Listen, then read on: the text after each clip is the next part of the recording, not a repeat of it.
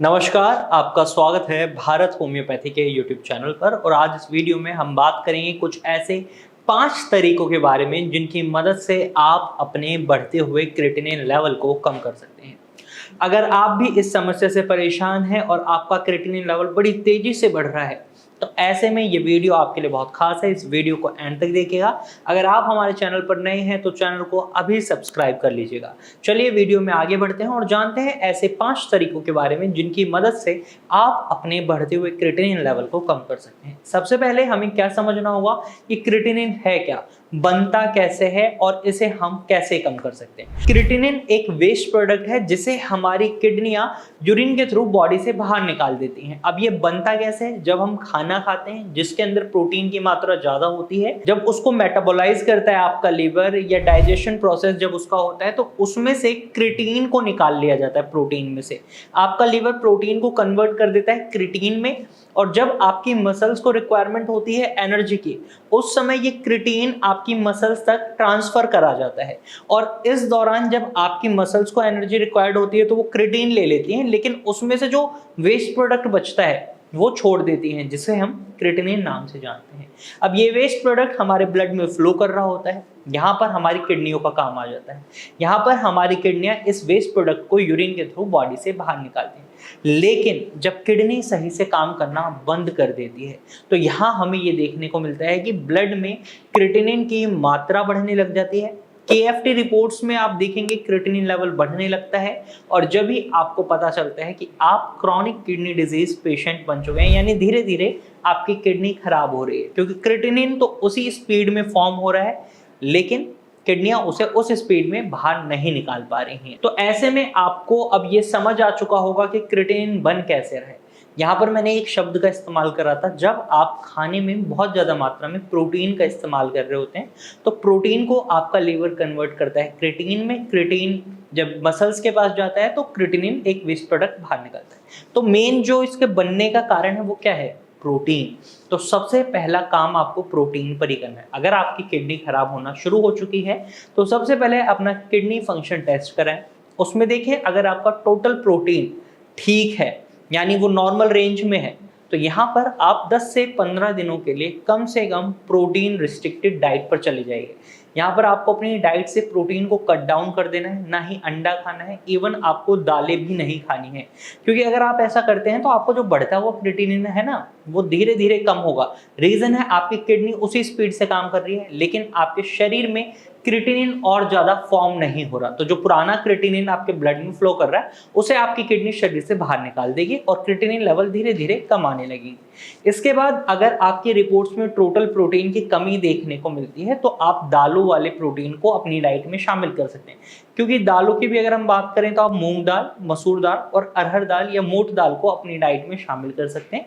ये तीनों दालें इजी टू डाइजेस्ट हैं, इजी टू अब्जॉर्ब हैं और इजी टू एक्सक्रीट हैं, यानी इन्हें आसानी से पचाया जा सकता है। इनमें जो मिनरल्स हैं, प्रोटीन है, उन्हें हमारी बॉडी इजीली ऑब्जर्व कर लेती है और इजीली ही उन्हें जो उसके अंदर टॉक्सिन्स बनते हैं उन्हें शरीर से बाहर निकाल देती है।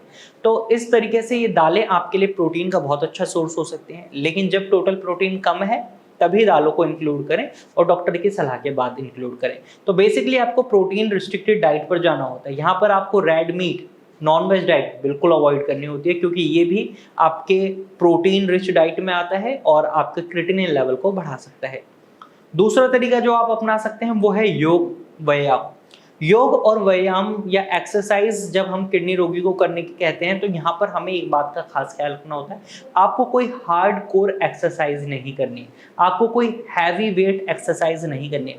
क्योंकि अगर आप हैवी वेट या हार्ड कोर एक्सरसाइज करते हैं तो ऐसे में मसल्स में एक्टिविटी होगी, एनर्जी रिक्वायरमेंट होगी, क्रिएटिन आपके मसल्स तक आएगा और ज़्यादा क्रिएटिनिन फॉर्म होगा।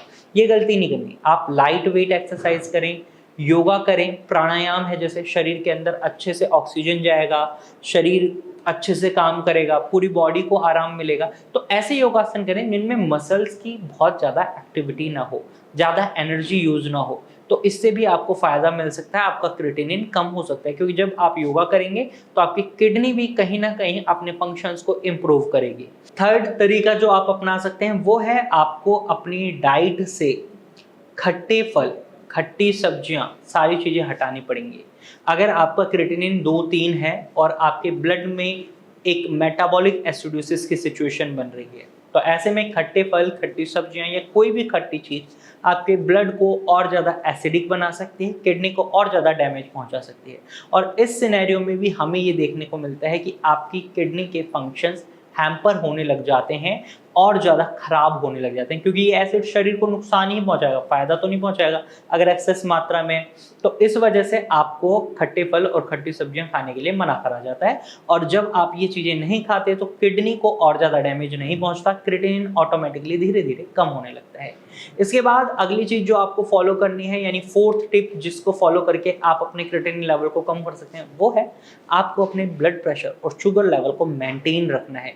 हर किडनी रोगी की सबसे बड़ी समस्या यही होती है कि उनका ब्लड प्रेशर तेजी से बढ़ रहा होता है, उनके ब्लड शुगर लेवल तेजी से बढ़ रहे होते हैं। और जब ये दोनों चीज़ें बढ़ रही होती हैं तो किडनी का नुकसान भी उतनी ही तेजी से बढ़ रहा होता है। यहाँ पर अगर आप अपने ब्लड प्रेशर को नियंत्रित कर लेते हैं, नमक का सेवन बिल्कुल वर्जित कर दीजिए, बिल्कुल बंद कर देना है। ज़्यादा ही मन करता है नमक खाने का, नमकीन खाने का, तो सेंधा नमक का इस्तेमाल करें बहुत सीमित मात्रा में। और अगर आपको उसके बाद भी ब्लड प्रेशर में कमी नहीं दिखाई देती तो आप मेडिसिन जरूर इंक्लूड करें, क्योंकि ब्लड प्रेशर अगर नियंत्रित नहीं होगा तो किडनी डैमेज बढ़ता ही रहेगा। ब्लड शुगर लेवल के लिए भी सेम सिनेरियो रहता है कि जो मीठा है उससे दूरी बना लें। अगर मीठे से दूरी बनाने के बाद भी ब्लड शुगर लेवल बढ़ रहे हैं तो हो सकता है इंसुलिन की कमी है। तो मेडिसिन की मदद से आप सारी चीज़ों को मैनेज कर सकते हैं, अपने ब्लड शुगर लेवल को भी मेंटेन कर सकते हैं। ब्लड शुगर और ब्लड प्रेशर को अगर आप मेंटेन नहीं करते हैं तो फर्दर डैमेज होता रहेगा, जिसकी वजह से क्रिएटिनिन कभी कम नहीं होगा। तो इनको रोक लेंगे तो क्रिएटिनिन डेफिनेटली कम होगा। और जो पांचवा तरीका है वो बहुत इंपॉर्टेंट तरीका है, आपको अपनी किडनी के फंक्शंस को इम्प्रूव करना है। अब कई लोगों के मन में ये आया होगा किडनी के फंक्शंस को कैसे इंप्रूव कर सकते हैं, तो यहाँ मैं आपको बताना चाहूँगा with the help of homeopathic medicine आपके किडनी के फंक्शंस को इंप्रूव किया जा सकता है। और ऐसा भारत होम्योपैथी ने कई बार किया है। कई लोगों का क्रिएटिनिन बहुत ज़्यादा बढ़ चुका था लेकिन आज वो कम है। उसका रीज़न ही ये है कि भारत होम्योपैथी का जो कस्टमाइज्ड मेडिसिन ट्रीटमेंट है, इसमें हमें ये देखने को मिलता है कि हम पेशेंट के अकॉर्डिंग मेडिसिन बनाते हैं। यानी यहाँ पर आपके रूट कॉज को देखा जाता है, किस वजह से किडनी खराब हुई है, आपको क्या लक्षण दिखाई दे रहे हैं, आपका बिहेवियर कैसा है, उसके अकॉर्डिंग मेडिसिन प्रिस्क्राइब करी जाती हैं, बनाई जाती हैं, कस्टमाइज्ड करी जाती हैं। और जब ये दवाइयाँ पेशेंट खाते हैं रेगुलर बेसिस पर, जैसे डॉक्टर एडवाइस करते हैं, उसके बाद उनमें बहुत अच्छे रिजल्ट्स देखने को मिलते हैं। तो अगर आप भी किडनी से संबंधित किसी समस्या से परेशान हैं तो आप स्क्रीन पर दिए गए नंबर पर कॉल कर सकते हैं और भारत होम्योपैथी की डॉक्टर की टीम से एडवाइस ले सकते हैं। आज की वीडियो में सिर्फ इतना ही। अगर आपको ये जानकारी पसंद आई है तो वीडियो को लाइक और शेयर जरूर कीजिएगा और ऐसे ही इन्फॉर्मेटिव वीडियोज़ के लिए हमारे चैनल को सब्सक्राइब कर लीजिएगा। Thank you for watching.